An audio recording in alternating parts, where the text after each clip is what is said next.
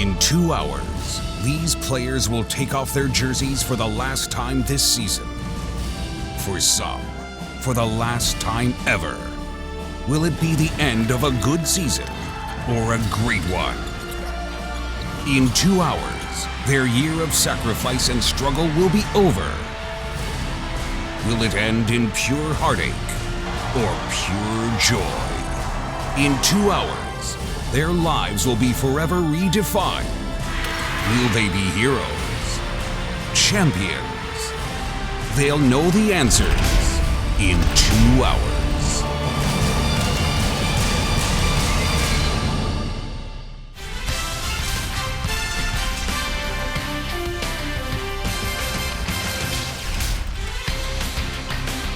We begin a wonderful day of basketball during March Madness on CBS Sports by crowning a champion.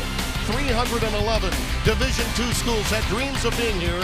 Here are the two that did. Montevallo of the state of Alabama and Western Washington on hand here at the Elite Eight for the national championship game. You see their road to Montevallo had to beat the defending national champions from Bellarmine and nearby Louisville, Kentucky to get here. Hi again, everyone. Tim Brando. By my side is Dan Bonner. And while Montevallo may be just 30 miles south of Birmingham, they've got a couple of city slickers from D.C. and Philadelphia running the show. Well, it really helps to have city guards, particularly when you're at this point in the NCAA tournament. These guys are DJ Rivera and Antoine Davis. Rivera from Philadelphia, an explosive scorer. He can score outside, he can score inside, can be extremely disruptive. And speaking of disruption, how about your D.C. guard, Antoine Davis, with his passing and ability to get to the basket? He can really hurt you. Dan, there's no question that Western Washington will apply the pressure. Zach Hennepin, an outstanding defender, and Rory Blanche can score with anyone. Wow, these are the two key guys for the Vikings of Western Washington, Rory Blanche, Zach Hennepin. Blanche is a young man. He can shoot the three, doesn't shoot it very often. His best game is driving the ball to the basket from 15 feet in, an outstanding offensive player. And Hennepin, you mentioned, he's the best athlete on the team, a great defender, and he can really score inside. It is a special day for all of the participants and for either school, a chance to call themselves national champions for the very first time. You'll hear from the coaches and meet the players with the opening tip next. Montevallo taking on Western Washington for the national championship here in Lexington, well, near Lexington in Highland Heights, Kentucky. Let's hear from the coaches in their collective locker rooms. I'll tell you what, guys, we played a great schedule. We played against great teams, and you guys have proven yourself against everyone. All right? It's like we said before we came out here, somebody's got to get this thing. Let's take on the Nets. Everything we did ain't gonna count for nothing if we don't win this one. That's true. That's true. For nothing. We can't do everything we did this year for nothing if we don't win this one. Let's get it. Gotta have it. Let's do it. That's why we're a family, y'all. Family on three, y'all. 1, 2, 3, family. Danny Young, in his 9th season, was an outstanding player at Grand Canyon College. This is his first opportunity in a national title.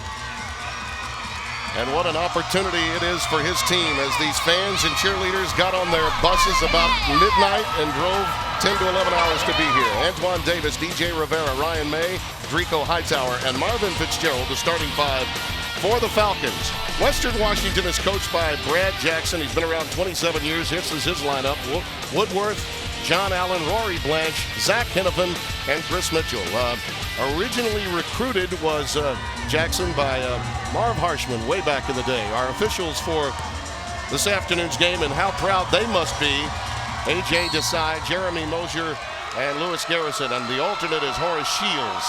So congratulations to them on making the road to the national title. Opening tap is controlled to Montevallo. They're in purple, and Western Washington in white. And Western Washington and man-to-man. There's the matchup. Zach Hennepin, the best defender, against DJ Rivera, the best offensive player. Hightower working inside over Mitchell, not there. Stays with it though, and it's slapped away out of bounds, and it's controlled to Western Washington. Montevallo is an outstanding offensive rebounding team. They get back about 39% of their misses, which is a very, very high total.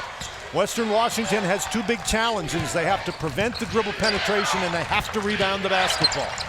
We had a chance to speak with The aforementioned players, Blanche, who's got the ball now, as well as Hennepin. And that's typical Blanche, just taking it inside. As you say, 15 feet and in, he's outstanding. But John Allen, their point guard, is their engine number 20 in white. And he says, look, we've been ready for this for a couple of years. We just needed everyone to get healthy.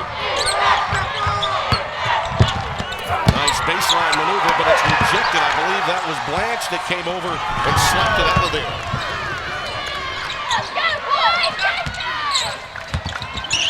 Hennepin's pass is knocked away by Antoine Davis with that incredible quickness of his. Well, Blanche is the guy we talked about before the game, and this is a characteristic of his game. He doesn't mind being in traffic, scoring in traffic. This time he gets lucky. He gets beaten badly on the baseline, but is able to knock the ball away and get the blocked shot. Hennepin on the wing. Not there. Rebound to Ryan May, the freshman, coming down with it.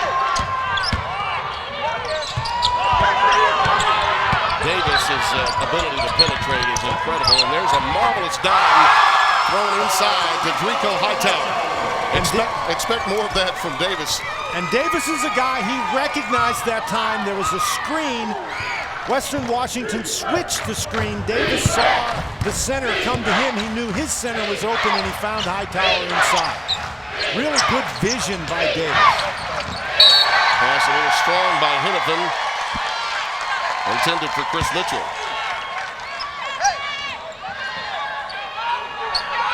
Danny Young, as I mentioned, a 1990 graduate from Grand Canyon. Paul Westfall was one of his coaches, as was John Shoemate. He's been around for quite some time and coached at Salem University before making it to Montevallo. Nice runner, does not fall, but a putback opportunity coming for Ryan May. Whether the guy driving to the basket makes the shot or not, it breaks down the defense, and more importantly, it breaks down the defensive rebounding positioning. Woodworth, both teams, Dan, very effective at attacking the glass. They sure are. We talked about the ability of Montevallo to do that, but keep in mind that Western Washington is among the top 20 teams in Division II in scoring offense. They can get the ball to the goal just as well. Rivera. That was really good help defense that time. The white shirts, they actually set up a wall in there, and Rivera thinking, what in the heck's going on here? Yeah, they're very fortunate to keep the ball. Antoine Davis will trigger it in. What you want to do if you're Western Washington is make Montevallo a jump shooting team. Make them shoot from the perimeter, block them out, and then go the other direction.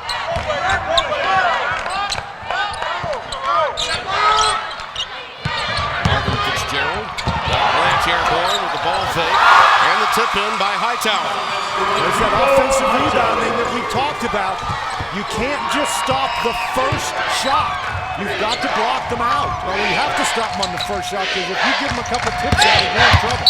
They absolutely dominated Bellarmine in that category on the baseline with Western Washington, so it'll go the other way. Now you notice nobody comes to help, and Blanche goes for the fake, and Hightower just slides right around his man. That's Chris Mitchell there. He just didn't block out, and you have to block out. We mentioned it during the semifinals, Dan, when we saw it, but that was a road game, really, for Montevallo when they had to play Bellarmine here. Louisville so close to where we are on the banks of the Ohio River. They were just dominant on the offensive glass in that game.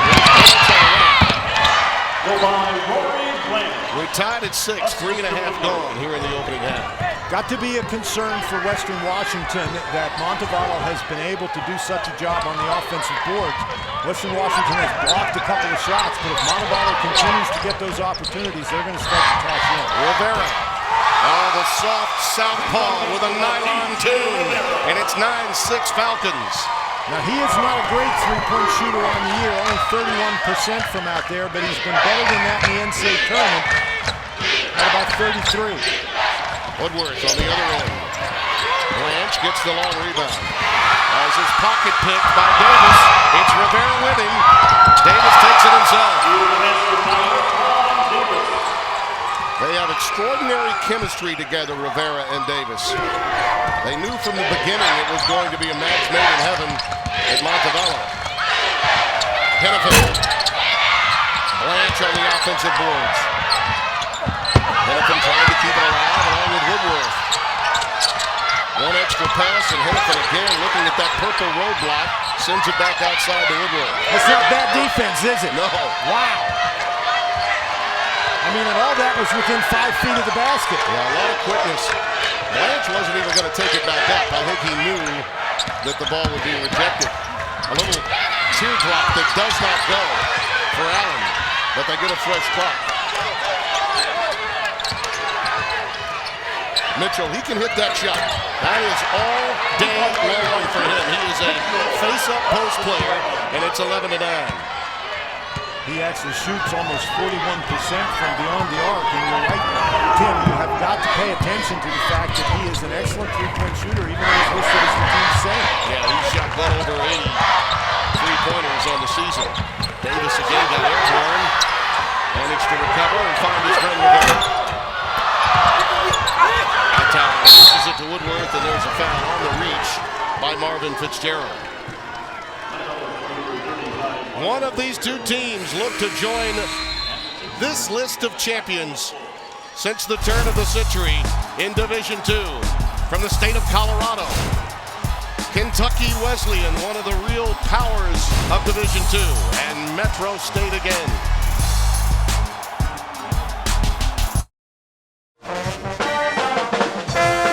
Montevallo leads by 2 over Western Washington. Tim Brando, Dan Bonner, as we look at the profile of the school from Bellingham, one of those beautiful towns along the way between Seattle and Vancouver, one of the most beautiful drives you'll ever make. Well, Bellingham is on the way there.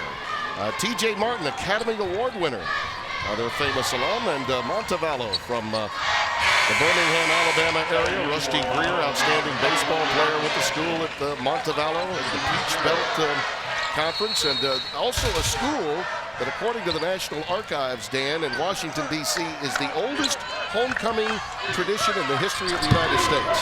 That's really an interesting fact. I was informed of that by the Montevallo president, Dr. John Stewart. I had a nice conversation with him before the game. He said what they do is half the student body chooses purple, the other half gold, and they compete for a week. That's beautiful. Love that.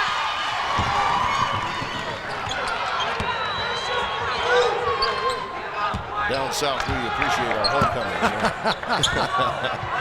Look at that story. The missed field goals leading to the putbacks, and there's an iron downright rude jammed between the backboard and the rim, so the ball belongs to Western Washington. That's an alternating possession. That's the same thing as a held ball. So, but the penetration, this has been interesting. Montevallo has been able to get the ball close to the basket. They have 6 offensive rebounds. They just haven't been able to convert at a very high rate. Allen off the pick. Now, he's a really good three-point shooter. You cannot allow him that much time and that much room. That is three-pointer number 75 on the year for him. Shoots over 40% from out there. You've got the pressure, John Allen. Brian Washington went to Montlake Terrace High School. 2 different approaches, really, to these programs and their success stories. Well, outlined as it was by Mitchell, and he finds Allen in the same spot where he made the last one. Not this time, though. Well, don't forget, you can watch every game on the Road to the Final Four live on your computer, iPhone, iPad, and select Android phones with NCAA March Madness Live. Get more info at ncaa.com/MarchMadness. Western Washington controls it off the bench. Paul Jones triggers the inbounds. There's Mitchell on the block. Too strong. Tim, DeMarcus Catchings the rebound just into the game. You made the point before. Mitchell really isn't a back-to-the-basket center. You can see it right there. He's just not very powerful on the inside. Montevallo loses absolutely nothing when Catchings comes into the game. He is extraordinarily athletic, and Rivera will get to the free throw line. There's that penetration we discussed. Rivera, he's 3, so now you figure, okay, I got to get out and guard him, and he's quick enough and savvy enough that he can get by. And then when he gets close to the basket, he's strong enough that he can get the ball up on the rim. He's a young man that's been through a deal. Much of it well documented. We will remind you of it as the afternoon continues. What is happening with him is important too. Not just his past, named to the National Association Coach's first team All-American. us yesterday when we visited, there's no place he'd rather be. His life has never been more better, and it's all come together for him at Montevallo. Second chances mean everything to him. And his coach, Danny Young, said to us, and I thought it was interesting, Dan, he said, well, should be. He's given him that opportunity, and we'll talk more about it as the afternoon progresses. That's a reach-in foul against Antoine Davis, his running mate in the backcourt. Rivera is a talented lefty that also has great lineage. He is the nephew of the late Hank Gathers.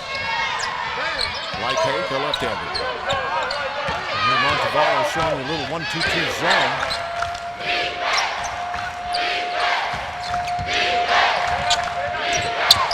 And now they showed the zone, now they're back to the man-to-man.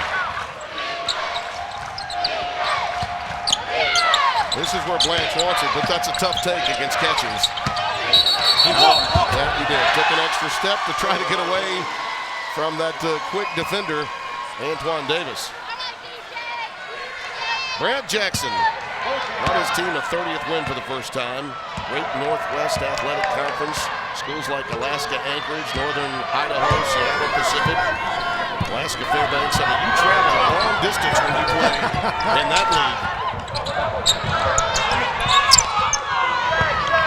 Long bus rides and a few puddle jumpers, I suspect. Rivera can't connect. Woodworth the rebound. Some block out by Woodworth. Jump stop. Tough follow-away shot for Woodworth. Sophomore from Bellevue, Washington, Newport High School. He's got really good instincts, this Woodworth. He's got good size and strength, and he really seems to have a feel for when he can get his shot.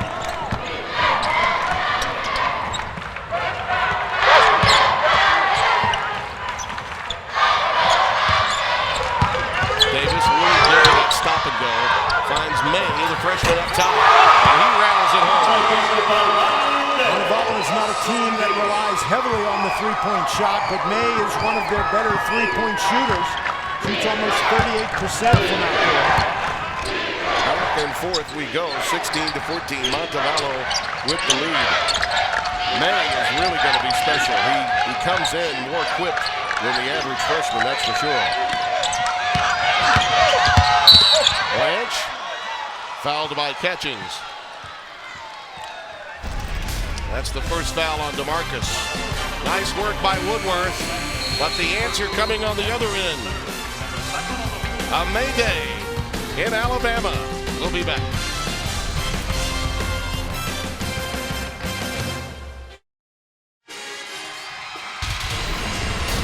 After having really nothing more than a cup of coffee at St. Joseph's, DJ Rivera really burst on the scene at Binghamton in the NCAA tournament against Duke back in 2009. He led them with 20 points on 9 of 14 shooting, but like a lot of young kids, he made some mistakes and was eventually, with the wrong group of people, charged with 2 felony counts of criminal possession of stolen property, 4th-degree felony larceny, and misdemeanor petty larceny relating to the use of a stolen debit card. He pled guilty a year ago to the 4th-degree criminal possession charge, and then in January went back where he received a conditional discharge. He took back the debit card, took back the stolen goods, and even paid back what he had done incorrectly, and believes that now he has found a second chance and a great opportunity to improve his life in every manner here at Montevallo.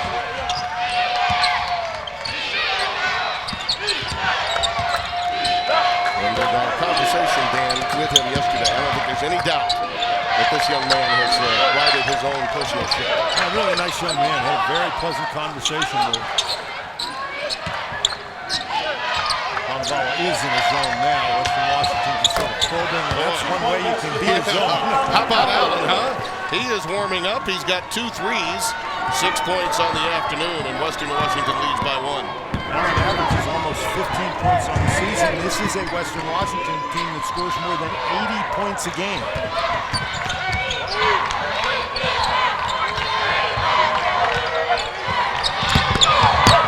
Rivera, that was a tough shot.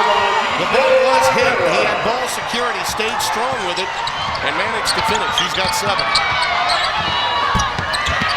the other end, Rico Wilkins can't connect, and May comes out of there with it.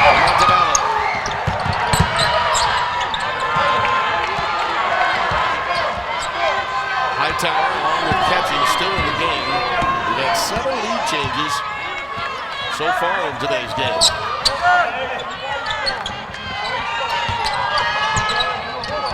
There's a nice lob to Rivera who catches. Hightower on the offensive glass again. They have been so dominant there. They'll get a third try. May spots up for the three. Mitchell finally corrals it for Western Washington. The Vikings looking to score, and Blanche on the alley-oop. Hail to the Vikings. And Danny Young just caught the eye of DJ Rivera and said, hey, you got to get back. Western Washington is going to push it right at you. Rivera got trapped under the basket there with his offensive rebound and couldn't get out in time. Mitchell disrupted that play. And another alley-oop punch bounce. This one defended by Catchings. Leads to a turnover. He's a block. That's an offensive foul. That's an illegal screen. I think they got Hightower. Yep, and you know what? I believe that's the first one that we've seen called this week. This is really a heck of a play right there to throw that pass from half court and catch a guy in stride and dunk. That is an incredible play. We talked about the athleticism of some of these Western Washington guys, and Blanche was the fellow you mentioned at the top of the show, Tim. He does a great job running the court, and his game is mostly around the basket. He is surprisingly quick and very strong with the ball. Hennepin, you could say really the same thing about him. There's another outstanding athletic player, Paul Jones. He can't connect. And Antoine Davis, we talked about his scoring and passing ability, but he's an outstanding rebounder for a guy his size. They list him at 5'10", but he is a great leaper.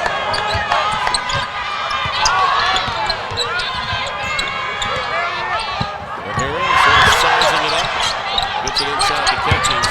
May has been very active. There's DeMarcus Catchings. Left-hander puts it in. He is very raw as a basketball player, as Catchings, but according to Danny Young, he's figuring it out, and boy, does he have talent. And lineage. Hennepin. That was a relentless attack of the 10. It's 21-20. Rivera. Tough shot that time. Run down by Fitzgerald. That's what they do. they don't shoot a very good percentage as a team, but boy, they sure track them down. Well, sometimes their best pass is a missed shot. Now, this is the matchup Rivera wants out here against Mitchell. You see they've cleared the side of the floor.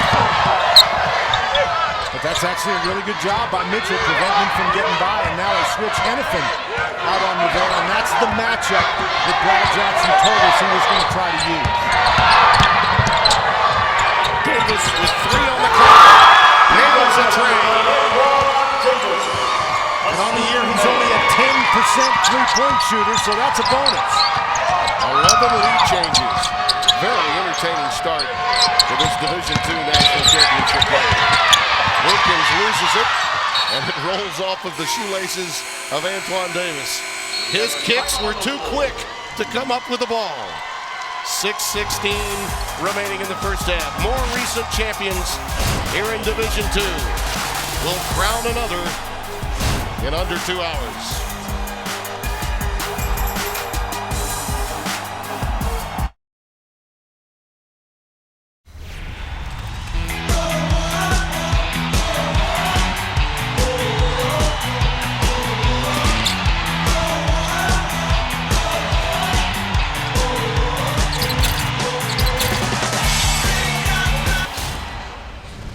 As you look at our game summary, both teams really accomplishing what they want in terms of getting offensive rebounds and second chance point opportunities. But Dan, these two teams, and we always talk about it being matchups. It's all about matchups. This is a good one.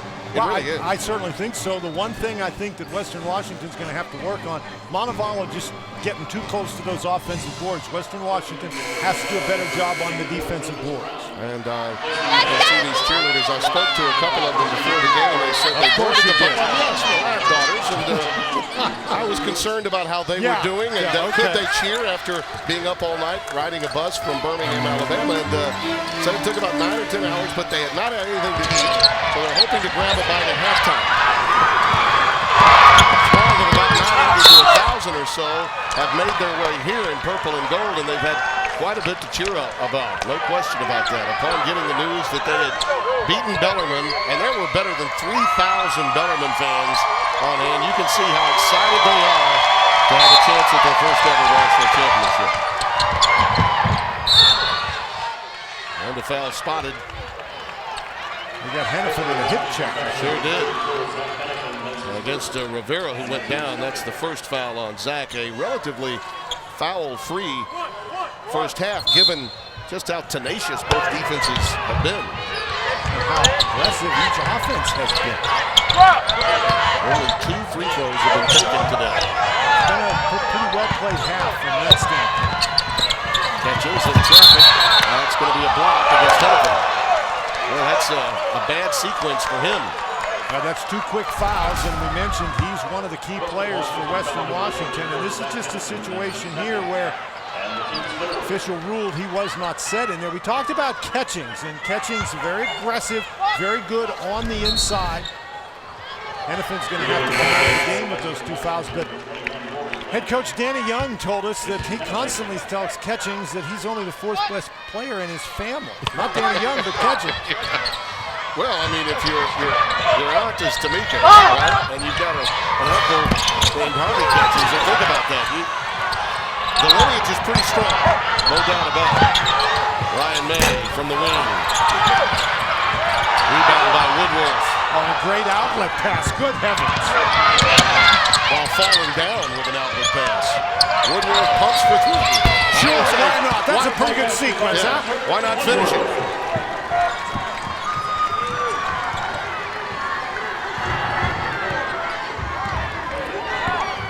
Seven points and 5 rebounds for Woodworth. He's off to a great start. Jonas Brown, number 24, in purple into the game for the first time. Marvin Fitzgerald from the baseline extended. Not there, taken away by Blanche.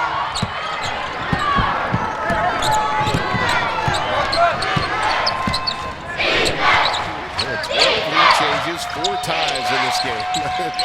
Not much distance for either one of these teams through the course of the first 20 minutes. Woodworth again.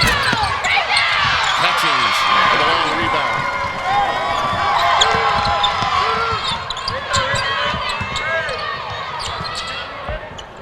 This is a pretty good matchup here. Rivera against Paul Jones. Rivera.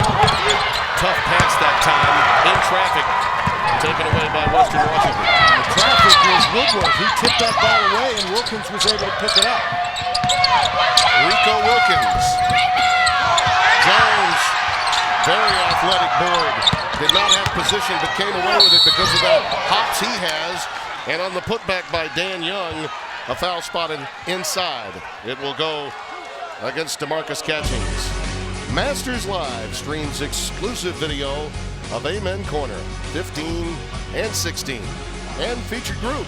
For more, go to cbssports.com/masters and masters.com.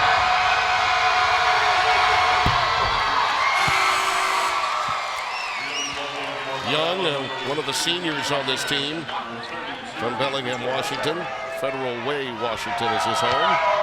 He averages about 11.5 minutes a game, and his primary function is defense, rebounding, setting screens. He's a 63% free throw shooter on here. Pretty good rebounder for minutes played. Comes from a military family. His dad, a lieutenant colonel. His granddad was a colonel before that, so tough-minded young kid. These are Army colonels. Yep.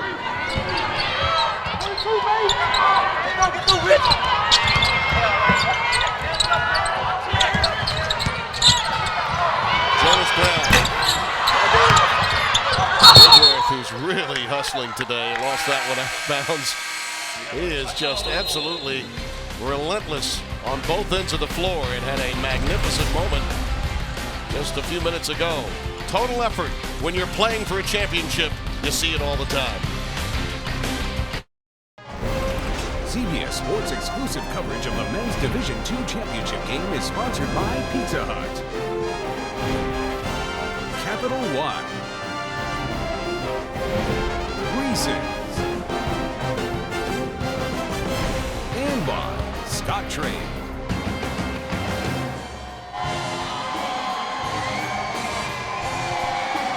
America's favorite geeks are back with a new Big Bang Theory Thursday, only CBS. Really nice to see that the wives of the coaches were able to make it in. There's Sabrina from her home in Pelham, Alabama. 3 children, Caleb, Sophia, and Cole. Excited to be here, of course. And Debbie, the wife of Brad Jackson, was a 4-time All-America gymnast at Seattle Pacific. And she's been there for the entire road of 27 seasons and even beyond that for her with Brad Jackson on his way to a possible crowning achievement today. Montevallo has cooled off, Tim. They made 7 of their first 17, but only 2 of their last 11. They've done great work on the inside, though. They have 11 offensive rebounds. Unfortunately for the Falcons, they've only converted those into 7 points. But obviously those 7 points very critical in this 1-point game. That foul went against Dan Young, his first. Again, that's the strength of Montevallo inside, and that's one of those things, they're like body punches. Every time they just wear you down with their strength on the inside. They're just relentless going after those offensive boards. You couple that with the quickness along the perimeter, and even to some extent their quickness inside, and it makes them very difficult to match up with. Just ask Scott Davenport, last year's national championship coach for Bellarmine. He'd tell you, they've made believers out of everyone here in the NBA. Fitzgerald, unable to get that one to go. Blanche comes out of there with it.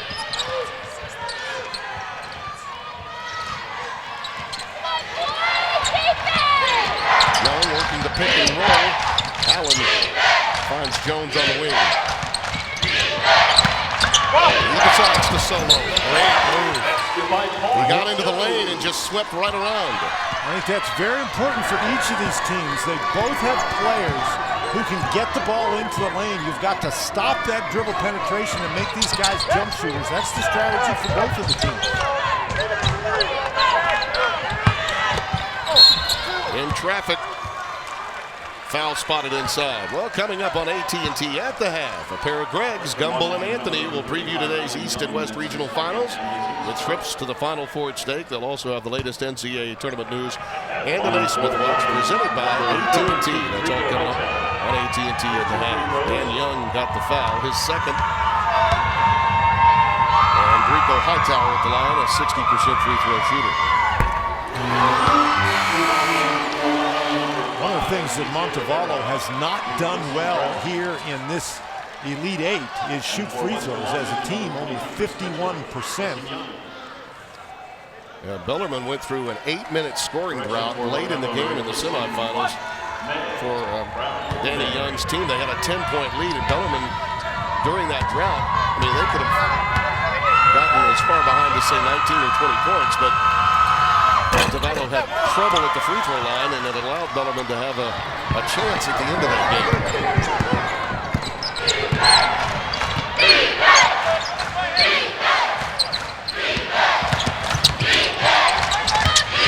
Bryant's down to the baseline. Jones again. That time he probably would think better about having another chance. He knows he's saying my bad as he goes back on the other end. Tim, that's exactly what we're talking about, that you have to do a good job defending these guys, but also covering up the teammates who might be open after one of those penetrating drives to the basket, and Montevallo handled that perfectly. No field goals for Montevallo in the last 4 minutes and 40 seconds. Ball was kicked. And even given that number, Tim, they're still only down by 2, so this is a point of the game where Western Washington might look back on it later and say, boy, we should have had a bigger lead than this, but Danny Young's guys have hung in there despite the fact that they haven't been able to put the ball in the basket. Well, to some extent, I think the loss of Hennepin is significant, it seems, in the way the offense runs for Western Washington. Mitchell with a rejection, but it's recovered by Fitzgerald, and there is Rivera. Hightower trying to keep it alive, and Jones is fouled. Fitzgerald reaching in will pick it up, his second. Boy, hasn't that been the story of the first half for Montevallo? They get a couple of cracks at it, but just can't get it to go down. You see that shot of the sidelines, and Hennepin looking up at the clock. He knows he's been reduced to a spectator here in the first half, and they just don't have the same flow, it seems, in their half-court offense without him. Well, he's certainly a very, very important player. And without him, that means somebody like Allen or Mitchell has to take over some of the scoring.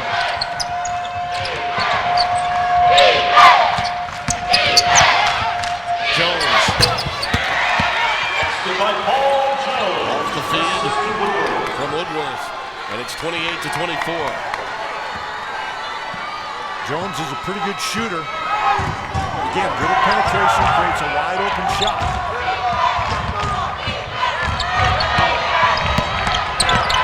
Rivera, he'll get to the free throw line. Boy, he and Davis are just fearless. They'll go in among the big trees all the time. He did a great job using some screens out on the perimeter. Woodworth was with him but couldn't keep up, and then he turns the corner so well. For the Falcons, number 5, DJ Rivera, for 2 free throws. We talked about the struggles against Bellarmine from the free throw line. He was 0 for 5 in that game. He's made both of his free throws today. Well, their frontline players were better at the free throw line than the guards, either Davis or Rivera. The tribes have merged, but they're not one happy family.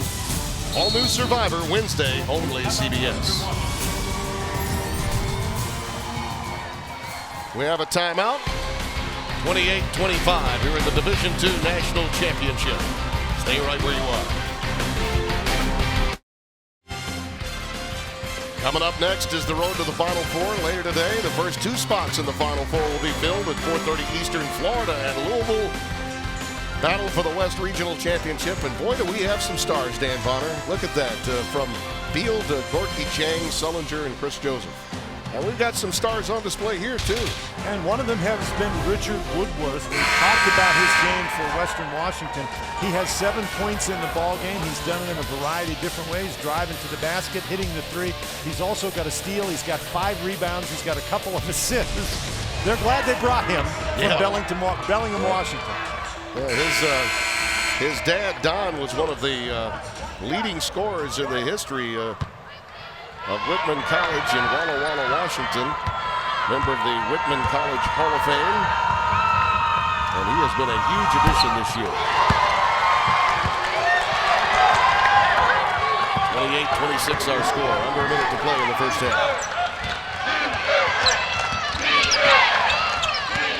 Blanche. That shot was affected by Hightower, no doubt about it. Woodworth again tries to save it, but it's out of bounds to Montevallo. 5-second differential between the 4.5 maybe between the shot clock and the game clock to see how the Falcons decide to play it here. They're 0 for their last 8 from the floor, and yet only down 2.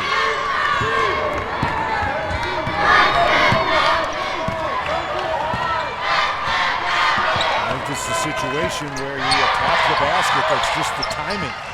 Jones Brown with the ball is an outstanding 3-point shooter. Davis has been quiet as a scorer. To go inside, but it's nothing doing for Hightower. And once again, Woodworth comes out of there with it. Surprised that Hightower was the guy who made the moves, but he got a good shot. Good look at the basket, and Montevallo, they've been getting close opportunities. They just haven't been able to convert it. Rico Wilkins got his man airborne and drilled it. That's a 2. Just inside the arc. He got the All-America Rivera up in the air. A huge basket for Western Washington. Well, and this is really a tough shot. I think he was looking for the foul. Nice job by Rivera to not foul. Boy, that's a tough shot. Good way for Western Washington to end the half. The lead is 4 for the Vikings from just this side of Old Canada. And we'll send you to Greg Gumbel in New York with AT&T at the half after these messages and a word from your local station. We're on the road, and you are too, watching the Men's Division II Basketball Championship on CBS.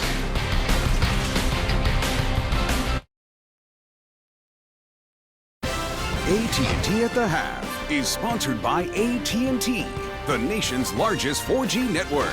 We think possible. Hi everyone, I'm Greg Gumbel. Welcome to AT&T at the Half. 20 minutes of play at the NCAA Division II Championship in Highland Heights, Kentucky gone by. Interesting first half. 4 ties, 12 lead changes. Western Washington leads Montevallo 30-26. This telecast is copyrighted by the NCAA for the private use of our audience. Any other use of this telecast or any picture, descriptions, or accounts of the game without the NCAA's consent is prohibited.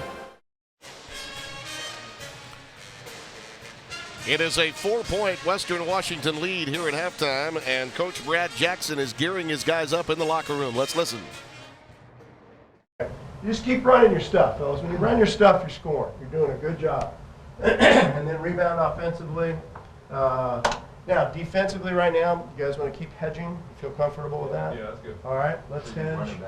Pardon me? I'll get back on Wow. those big guys with the shots. I still hear. We got to get back on those big guys when the shots going out. Yeah, absolutely. Yeah, that's the big thing because that's where that second shot's coming from.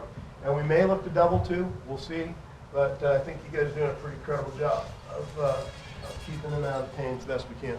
Big guys cannot. A lot of his old coaches would love the democracy.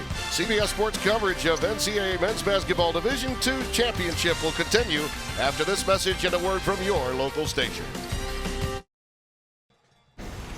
CBS coverage of the Men's Division II Championship game is sponsored by Lowe's,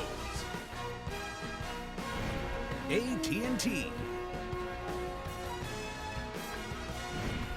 Buffalo Wild Wings,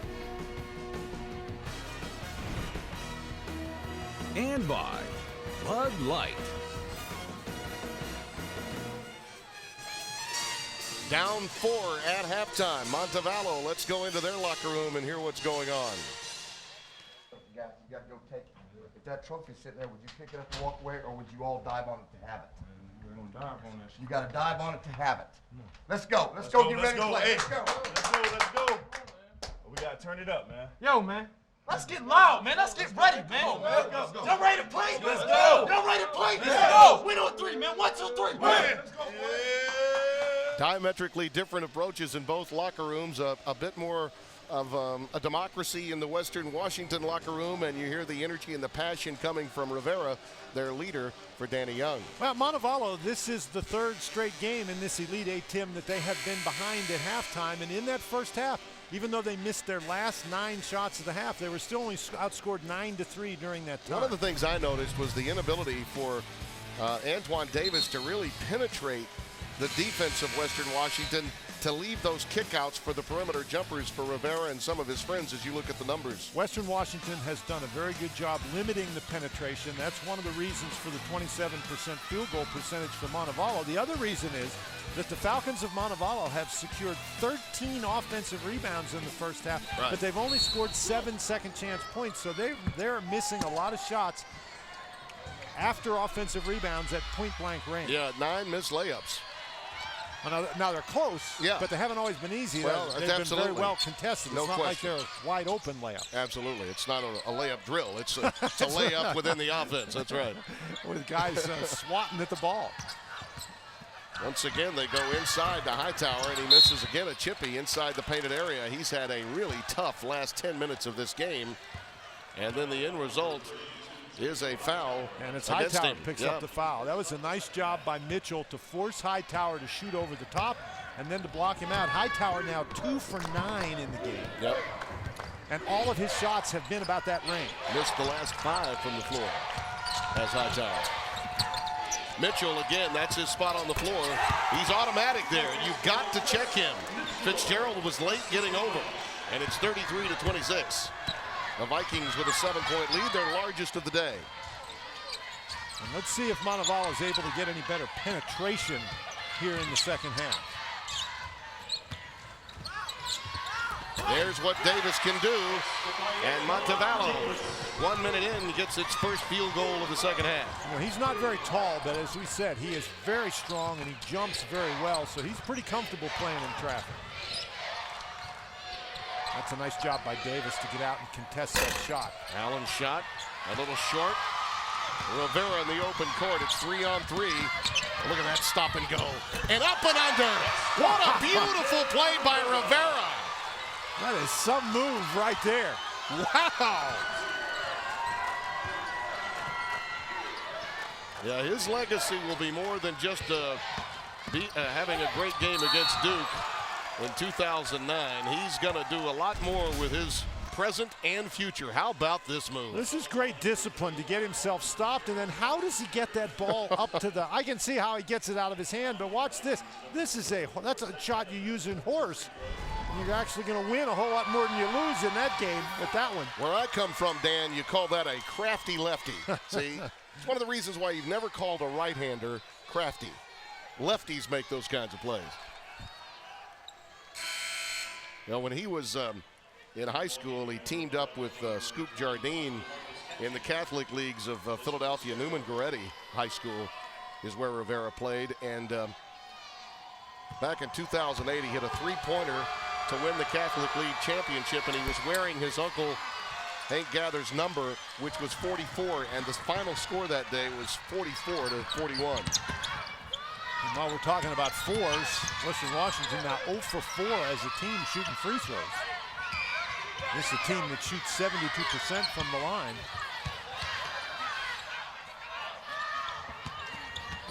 Inside, Catchings, count it, and the foul on Blanche.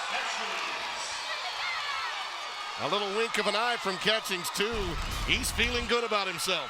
Well, you'll notice that Western Washington has elected not to double team the big guys for Montevallo when they get the ball. And Catchings, you give him this much room to operate, he's really able to do some damage. The foul actually went against Mitchell rather than Blanche. Second on Chris Mitchell. Unable to convert the old-fashioned three, but it is 33-32 now. Western Washington's lead down to 1. They were up 7 just a moment ago.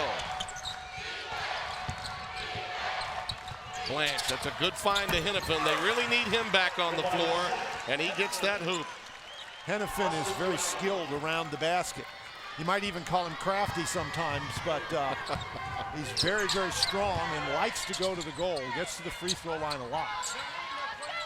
Now you call him crafty except he's right-handed. Yeah, I get it. Catchings again is fouled.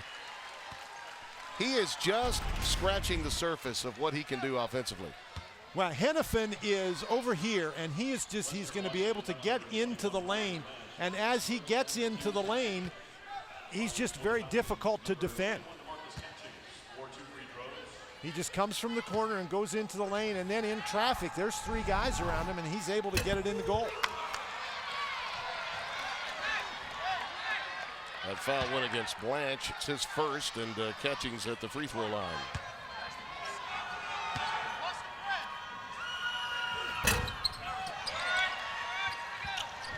Now we mentioned in this Elite 8 tournament, free throw shooting has been a bit of a problem for Montevallo. Missed a couple there. If it becomes a battle of free throw shooting, it's advantage Vikings, no doubt about it. Allen, that was a bad shot. Sometimes Allen lets that competitive nature of his get away from him a bit. Antoine Davis all the way to the rack, using his quickness. And that's what we didn't see very much of in the first half, and Davis clearly has decided he's going to do something about that in the second. That shot's too quick. Davis again. Tim, when you take that quick shot, it's fine if it goes in the basket. But if you miss it, then that gives Davis a chance to get out and go. And he's almost impossible to stop in transition. Montevallo on a run. A rejection inside of Blanche. Davis with friends. Disrupted by Woodworth. Excellent defensive play by Woodworth. A 10-2 run now for the Falcons. Blanche. Rebound to Hightower. Knocked out of bounds by Hennepin. And Montevallo will control the basketball. Rico Wilkins will come onto the floor for Allen. They may need his quickness in dealing with Antoine Davis as he grows in confidence offensively, because he really was a non-factor in the first half, was Antoine Davis. He's had more transition opportunities here in this half, and that's very dangerous. You let him get out in transition, he might just get started, and that's the last thing you want if you're Western Washington, is Davis operating at full speed. Catchings. Boy, as my old friend and colleague Joe Dean Sr. used to say of string music fame, Dan, he knows how to use the banking board, that Catchings kid. He really does. see now all of a sudden Montevallo's going, or excuse me, Western Washington's going a little bit faster than they maybe want to. Montevallo 5 of 6 from the floor in this half. Make that now 6 of 7. And their lead is up to 3. Much more transition. The two outstanding city guards getting it done.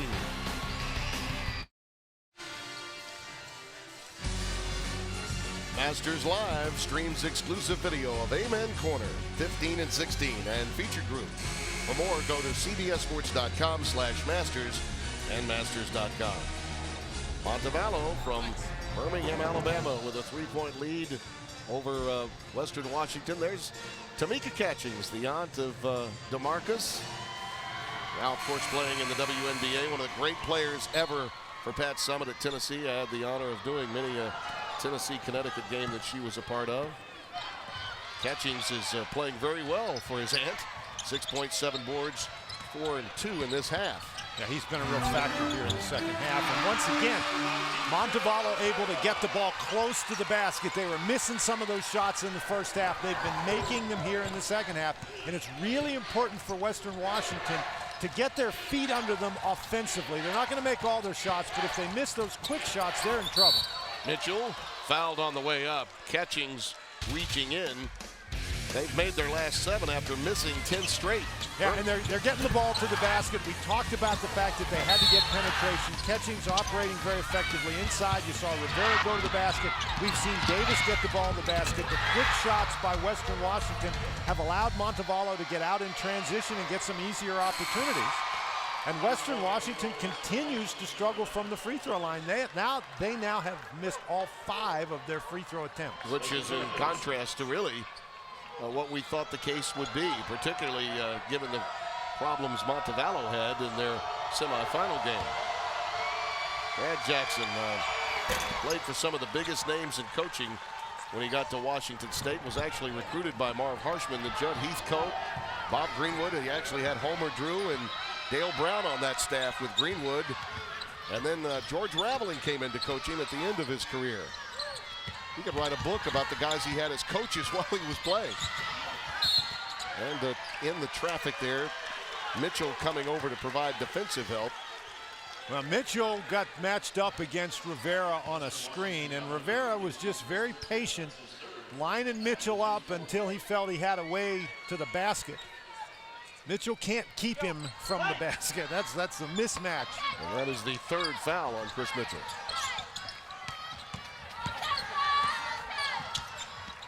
Rivera really playing with a sense of purpose, although he really forced that pass inside for Hightower, leads to a turnover. And on the other end, a foul as Rico Wilkins decided to take it 94 feet.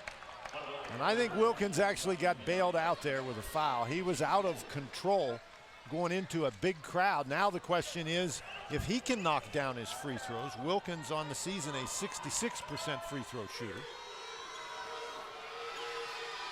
Junior from Dallas, Texas.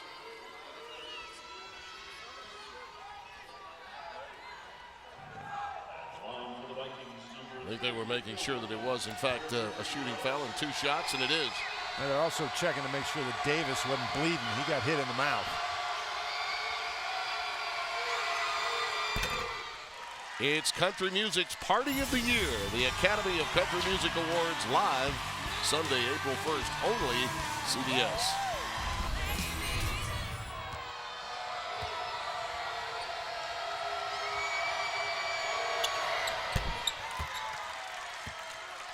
So the Falcons lead down to 2. Now Western Washington showing a little bit of pressure. All they're trying to do here is to slow the pace down of Montevallo. Montevallo's doing a great job getting the ball up the court and getting it inside. That was the formula against Bellarmine in the big win on Thursday. Davis was not only checking his nostrils, I think he's got a little something in his eye too, Dan. He's bothered by something that's in his eye. And now the coach up at the top of your screen, you can see Danny Young is trying to get the officials' attention to let them know. Fitzgerald can't help. Yeah, it could be. Jones with the rebound. It's his right eye that's giving him some trouble. Again, Mitchell right there. He has 3 threes from that spot on the floor. And the officials' timeout coming now so they can attend to the problem with Antoine Davis's eye. I think Davis may have actually called a timeout. Well, it appeared as though one of the officials said that it was an official's timeout to get him off the floor. All right, and Davis just goes off the floor. It does look like a contact lens. So when you were concerned about possible bleeding, he was more concerned, I think, about the loss of the contact lens.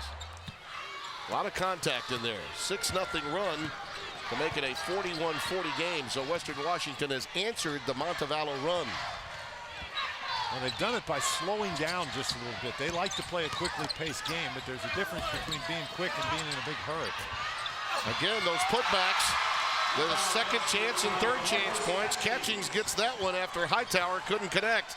Tamika's loving it. Catchings has just really been sort of bouncy in there. He gets up very quickly. Another steal. Outlet to Rivera. See, and Wilkins left his feet in an attempt to pass the ball and then was stuck when Rivera cut in front. Okay. Well, you just can't have that kind of turnover.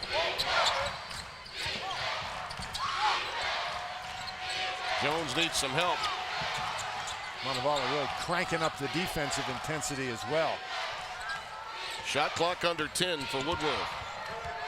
Western Washington hadn't been able to penetrate quite as easily in this half. Loose ball again run down. 2 Falcons hit the deck. Fitzgerald and Brown. And another recycle coming for Western Washington. Jones! Paul Jones with a 3-ball. And we're tied at 44. We've talked about Montevallo and their offensive rebounding. That was just great scrap by Western Washington. They kept tipping that ball until they were able to control it. May has been running the offense since Davis left. And in fact, even before he left, they had him bringing it up with Rivera and Davis off the ball. Hightower again, taking an extra step. 11:56 remaining.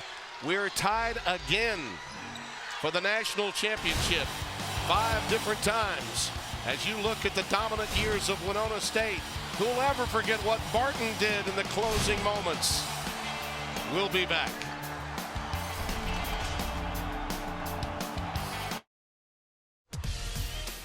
Tomorrow on CBS Sports Spectacular, the world's top 15 riders go head up with the highest ranked and toughest bulls at the PBR 15-15 bucking battle.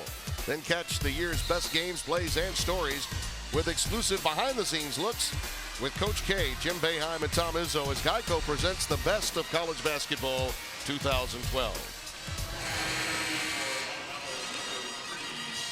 How about the story being written here by either one of these teams? And I do think, Dan, without question, these kids from Montevallo have been impressed by the show of support that they've gotten from their fan base, which came in large measure, I think up to 4 buses of fans leaving at about midnight to make the journey, about a 10-hour drive from Birmingham, Alabama, that area of the country. It's 30 miles south of Birmingham is where Montevallo is located.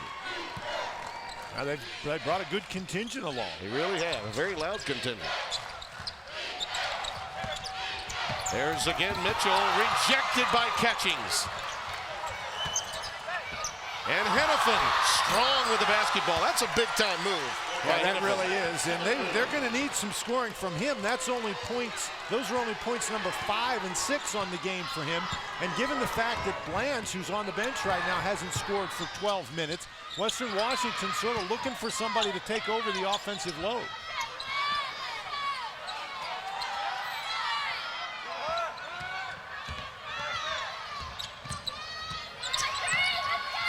Shot clock under 10, and Davis looks to penetrate. That's a nice job by Hennepin to cut him off. Boy, shows you the quickness Hennepin really does have. Rivera is rejected by Jones. Very good defensive sequence for the Vikings against 2 outstanding guards. Hennepin a pull-up. Oh, that rainbow goes.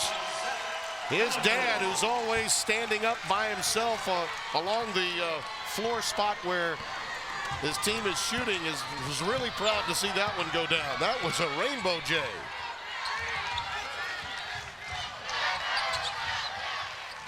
Now Montevallo now continues to look for that opportunity to penetrate. Couple of runs here in the second half. Montevallo with a 14-2 spurt to open. It's been answered by a 13-4 run now by the Vikings. Davis not there. Fitzgerald had it but lost it. Nice recovery, but he's rejected by Mitchell. Boy, Hightower's really had a tough game on the inside. In tight, it's Woodworth, and he's fouled, taking it into the lane. Well, Hennepin takes the ball in. Pretty good defense. This is a very tough shot, and that was right after he made a nice defensive play to stop the penetration. Then speaking of penetration, Davis gets it up on the rim, and Hightower is able to get the rebound, but he dribbles the ball, almost loses it, and then has his shot blocked. That's one of those, if you're Hightower, you've got to get the ball up to the basket. You can't dribble it with those guards around. That little sequence there, Dan, sort of reminded me a little of what Richard Howell went up against last night with Jeff Withey of Kansas. It was a long night for him inside because of the shot blocking ability, and really Fitzgerald's run into a lot of that in today's game from Mitchell, from Blanche, as well as Paul Jones. Some quality shot blocking at this level too, and there's Hennepin just in the wrong spot at the wrong time, picking up the foul.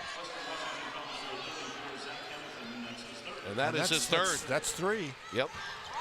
With plenty of time left in the game. And defense, you know, when you're trying to check a smaller, quicker guard as he has much of this game, it makes it tough. Well, now he's talk about his versatility. Now Hennepin is matched up against Catchings, and Catchings has been a load inside for Montevallo. Jonas Brown off the curl. The iron kind. And it's 49-46. His first bucket. Now, he had a big game on Thursday in the win over Bellarmine, did Brown, and he could be a key factor here in the last 10 minutes of this ball game. Jones working on Rivera.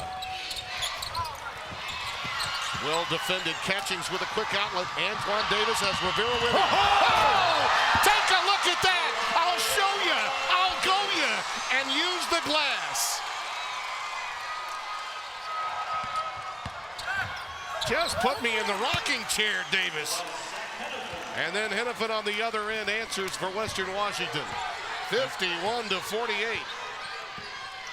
He's feeling it now, giving you a little DC basketball. Rivera, nice pass.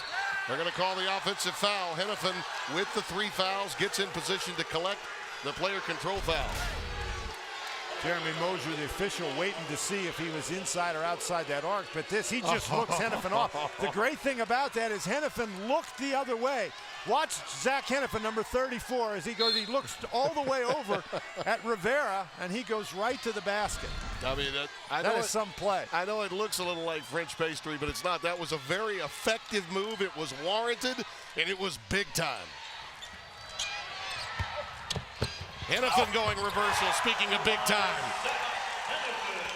Boy, they had him trapped in the corner, and he just got away.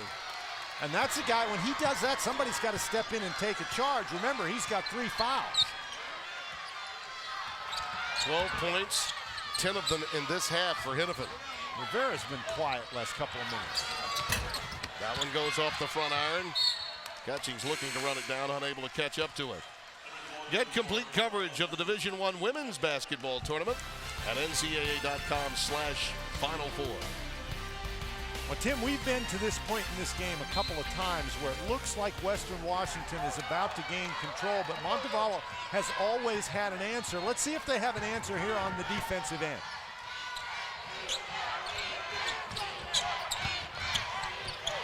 On the wing, Mitchell. Boy, you talk about a quality pick and pop post player. He is that. He is the epitome of that. And the lead balloons back up to 8. 15-4 run now. Foul spotted inside as Davis, with his ability to penetrate, will get to the free throw line. And Zach Hennepin just picked up his 4th. That is huge. He had been putting on a show, as has Mitchell.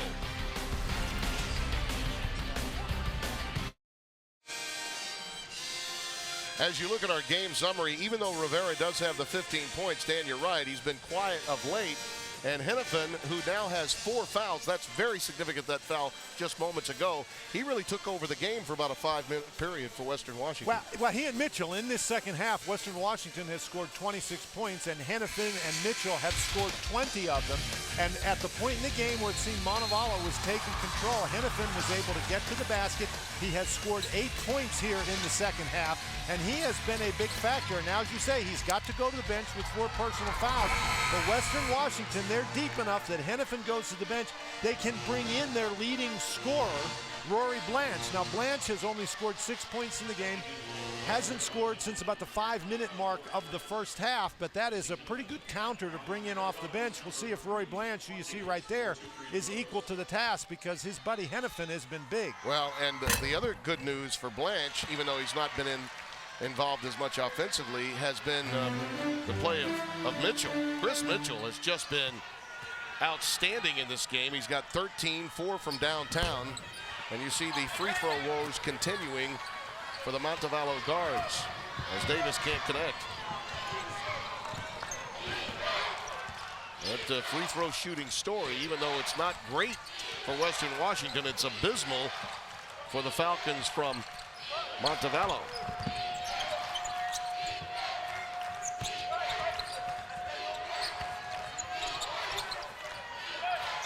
This is a team that also plays very intelligent basketball. I think a lead of 8 or 9 or 10 sort of feels like 15 or 20 sometimes when you go up against the Vikings. Now, that time Mitchell was a factor, even though he didn't score.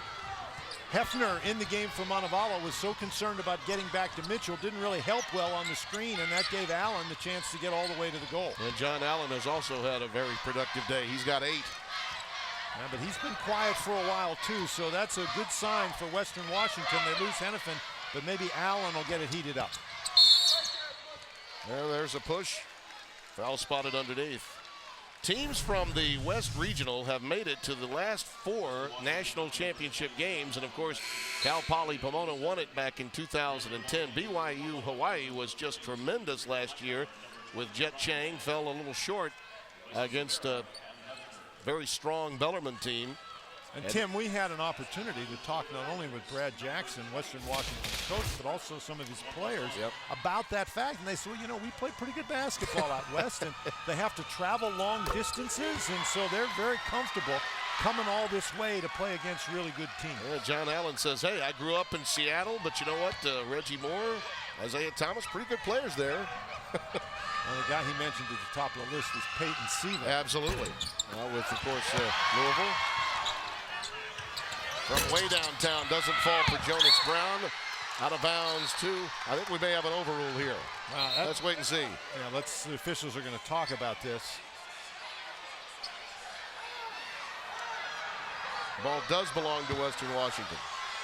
Well, Hightower had his hands on it, but just wasn't able to control it. Jones comes in and does a really nice job, and yeah, it looked from that replay as if the ball did go off Hightower's hand, and Hightower knew it. It was a very disgusted look on his face as he went down the court. We'll see this run over the last 2.5 minutes. Western Washington in control. Jones over May. Oh, that's a big shot. 61-49 Western Washington. Is there a run inside this Montevallo team? They need to get Rivera untracked. And/or their best outside player, Antoine Davis, as once again Hightower takes it inside and gets hammered.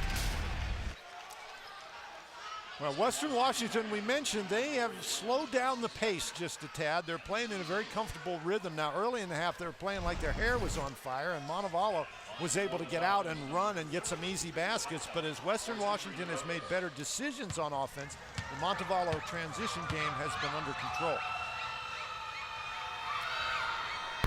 Well, coming up Sunday, April 15th, a new police drama from Robert De Niro and Jane Rosenthal, NYC 2-2, only CBS.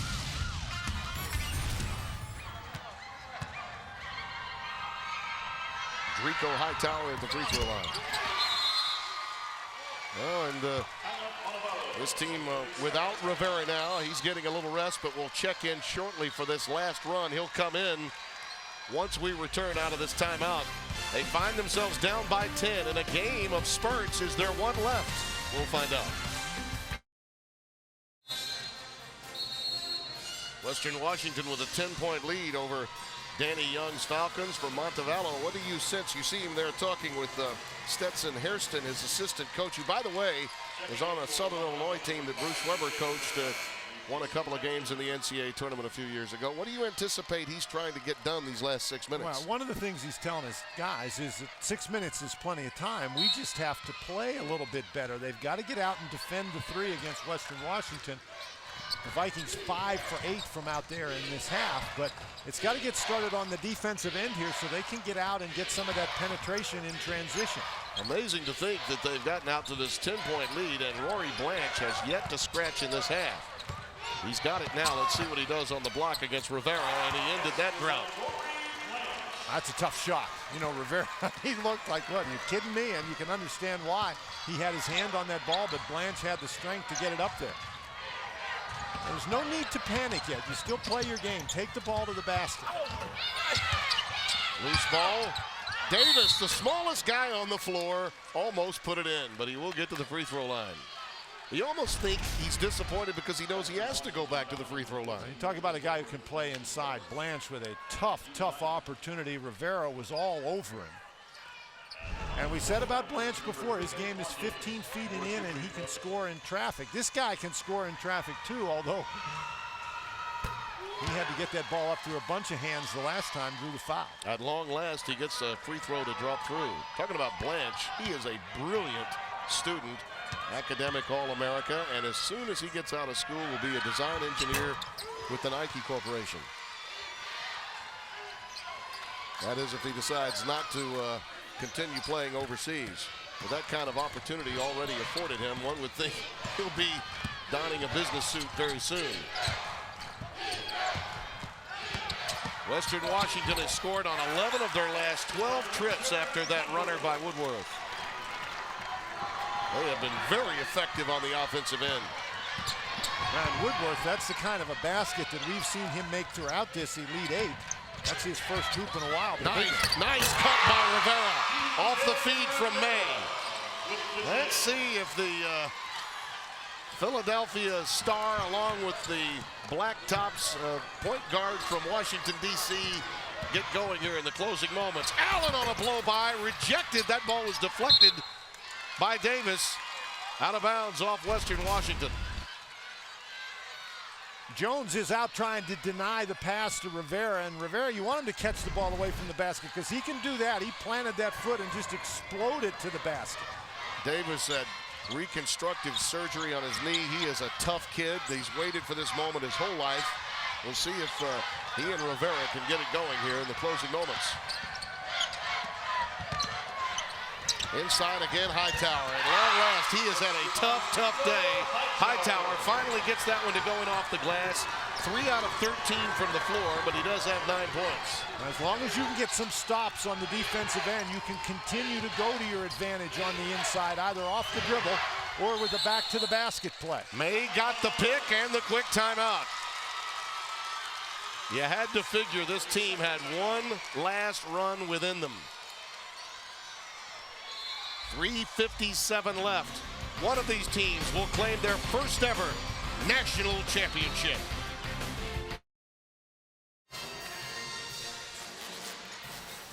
Tim Brando, Dan Bonner. It appears that the reaction from this mini run by Montevallo from Brad Jackson is to get Zach Hennepin back into the game with his 4 fouls. He has just re-entered the game, Dan. And Hennepin, I think Brad Jackson put him back in the game more for his defensive ability than his offensive ability. But he's got to be careful. He does have those 4 fouls. He's matched up against Jonas Brown. Rivera. Oh, yeah. You knew it was coming from him. They've now scored Montevallo on their last 5 trips. 65-59. He's got 19, does Rivera. Another steal. May has it. Unable to corral it. Right at our desk. Hey, fellas, I'm just trying to call a game, okay? How about that effort by May? Strong, wasn't it? Look at that. Who will join this list? You know how badly they want it. Finley won it at the buzzer. Cal Poly Pomona. And of course, last year, Bellarmine from Kentucky. We'll find out next.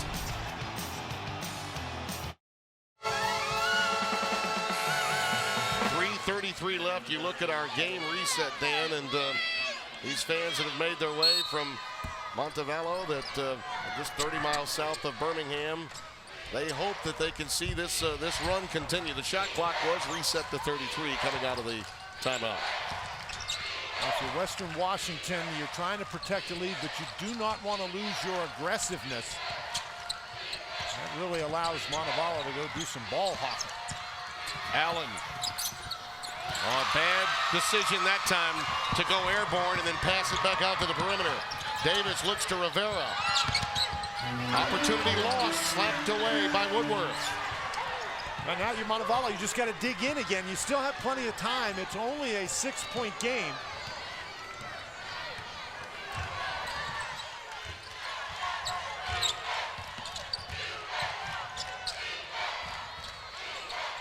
Western Washington trying to spread the floor.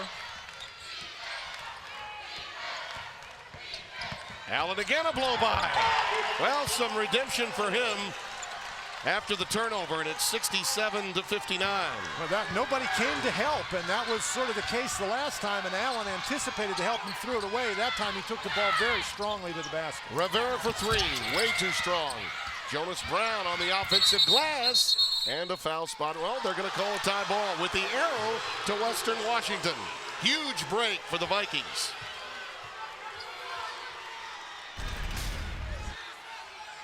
Now, Allen just takes advantage and goes right by. Guys swatting at him as he goes by. You got to move your feet and get in front of him.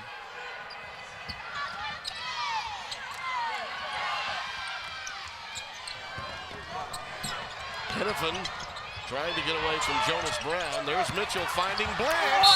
And the hard foul given up by Antoine Davis. And Blanche is hurt. It was a hard foul. Not a flagrant foul. He was going for the ball. And he's quite a leaper. We've talked about that before. Well, he takes one step and he was going for the ball, yes, but he didn't get the ball. He whacked him right across the nose. Yeah, and I think that's what he's wiping right now is his nose. Rory Blanche will get to the free throw line. A late bloomer, really. He's one of these young guys that kind of came along as a 5'10" guard on the JV team in high school, and then he was 6'2", then he was just like that, 6'5" and 6'6" by the time he got into college. He's only a 64% free throw shooter. This is regular speed. That is a hard foul right there.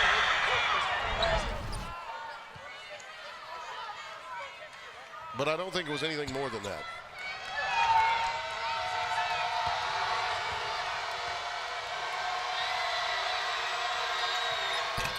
He gets one of the two, and the lead is back up to 9 with 2:05 to play, and a sense of urgency now for the Falcons. And they're not a very good three-point shooting team, and only 3 for 10 from 3 today. Brown is their best three-point shooter, so Brown and May, of the two guys on the court, percentage-wise, Rivera makes a lot of threes, but he shoots a low percentage. That's Jonas Brown. He's an excellent three-point shooter. Now, I'm not saying you need a three at this point, but whatever you do, you've got to score quickly. Rivera into the paint with the jump stop, and he's fouled. Mitchell coming over to put that wall up, and Hennepin as well. That's 5 on Hennepin. He's done. So Zach Hennepin, the senior from Bellingham, Washington, local kid. He was trying to get out of the way, but couldn't do it, and that's why they put him in the game, to try to prevent Rivera's penetration, but that is a very hard task under the best of circumstances, and almost impossible if you've got 4 fouls. I think Mitchell was hoping the foul was on him. He was trying to lobby to get the personal rather than Hennepin. You know, we had a chance to visit with these guys yesterday, Dan, and it's always an enjoyable day for us. And we asked Zach Hennepin about, you know, had he thought about playing his last game, and he said, you know, you just put it out of your mind. You don't want to think about it at all, and I'll deal with it when I have to. For these young men, this is the grandest stage they'll ever play on. The biggest game they've ever been in, and it'll be the lasting memory for the rest of their lives.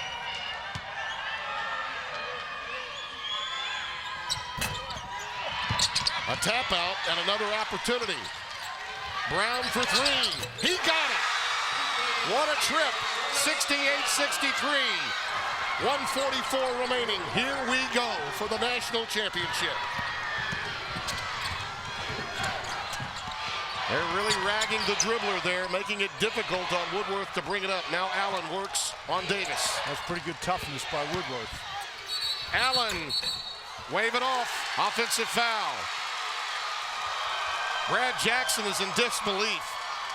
He is not prone to be that animated on the sidelines. He is now. And they called that right at the last moment. Allen threw out that left arm.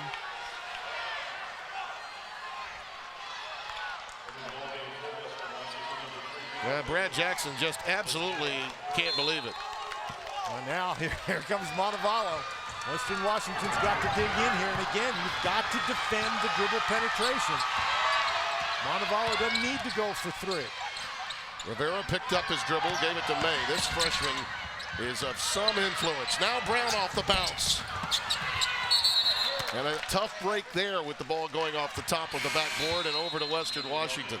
That was a tough shot. I'm not sure that I mean, if you can get the three on an open look, that's great, but I'm not sure you take a three that's that contested at that point in time. He had made the other one on the wing, and I think he was feeling it a little bit. But he was open the other time. Wasn't open that time, and so it's a 5-point lead. You look at our game reset, Montevallo can stop the clock one other time. Brad Jackson looks on. His team has turned it over 3 times in the last 3 minutes to leave the door ajar for the Falcons from Montevallo.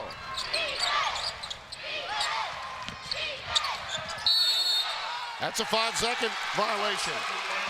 The pressure did them in, and they had some, certainly Brad Jackson's club could have called a timeout. A lapse there, a mental lapse, and you don't see many of those from Western Washington. Well, they were trying to get the ball into Allen, and Allen was covered. An excellent defensive sequence by Montevallo. Allen, as you see going to the bench, he's the best free throw shooter.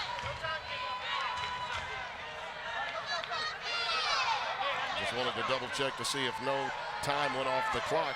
Now you wonder, can he actually come into the game, Mitchell? And really he can't, because no time did go off the clock. If you leave the game, then some time has to go off the clock before you're allowed to come back in. Now they can substitute other guys, but they can't bring a guy off the bench who just came out of the game. Yeah, I mean, and by the way, they do have, that's Cameron Severson coming into the game now, the youngster.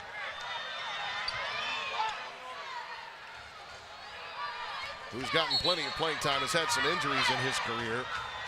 And now they're continuing to have the conversation. And Mitchell will obviously come in on the next dead ball. But they had 4 timeouts and chose not to take it. Instead, the 5-second violation, that could be a huge mistake that could turn this game. Here's Rivera.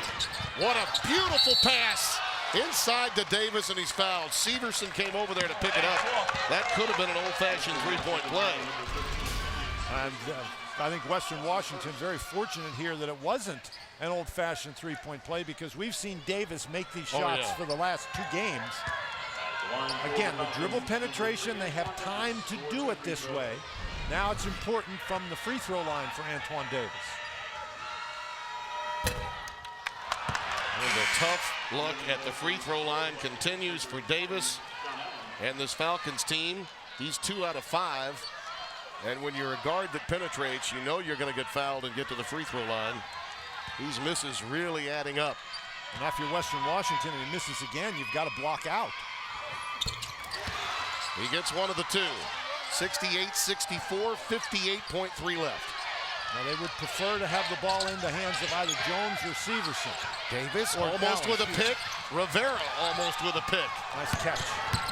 Allen just past the timeline, and he's fouled by May. Now that's the guy they want on the free throw line. He's an 89% free throw shooter. The other good free throw shooter out there is Jones at 84%, but they barely get this ball in. This is a great catch by Severson here in traffic, and then they're able to get it to to Allen. They almost didn't get it over in 10 seconds. First free throw, though, of the afternoon coming for John Allen. And it's a 1-and-1.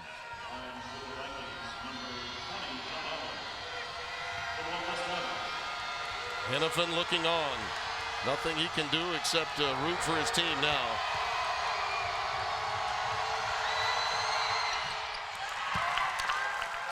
In the quarterfinal round, Western Washington had to make some free throws, and they managed to get the job done in a very big way with Allen at the line to outdistance Metro State.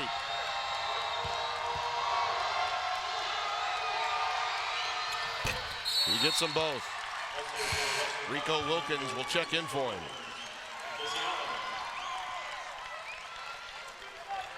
Still a two-possession game, though. 70-64, 49.7 left. You still have time to attack the basket. You don't have to settle for the three. Rivera has it knocked away. Mitchell comes out of there with it. Huge defensive play by Wilkins and Mitchell to slap it away from Rivera. Catchings with a steal. May right to the rack. Mitchell the rejection, but the foul.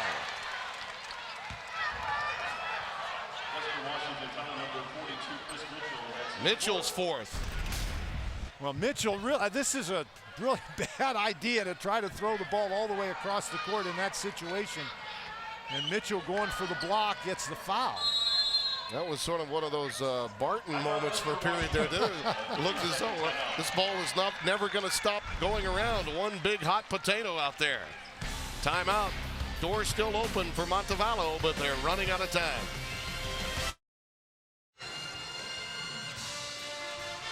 Our friends and colleagues back at Studio 43 are standing by to bring you Road to the Final Four immediately following our Division II National Championship. As you look at our game reset, and Ryan May is at the free throw line, and you see Danny Young's wife, Sabrina, looking on, hoping that perhaps this team can get a turnover and steal a championship. First thing they got to do is make a couple of free throws, and May makes the first one. And keep in mind, you saw on the reset there, they only had 8 fouls, so if the next time they foul, it'll still be a 1-and-1 for Western Washington. That's huge. May gets one of the two. And the problems at the free throw line have been in evidence. Do we have a turnover? We do. They're really having difficulty, Dan, dealing with this full court pressure, Western Washington. Well, they tried to get the ball to Allen again because of his skill as a free throw shooter. And he's just going a little too fast here. He gets the ball and he puts it down, and the ball just goes right out of bounds. May with some pressure. 6 turnovers in the last 3:35 for Western Washington. And the Falcons take a timeout. That's their final one of the afternoon. They cannot stop the clock again. We'll be back.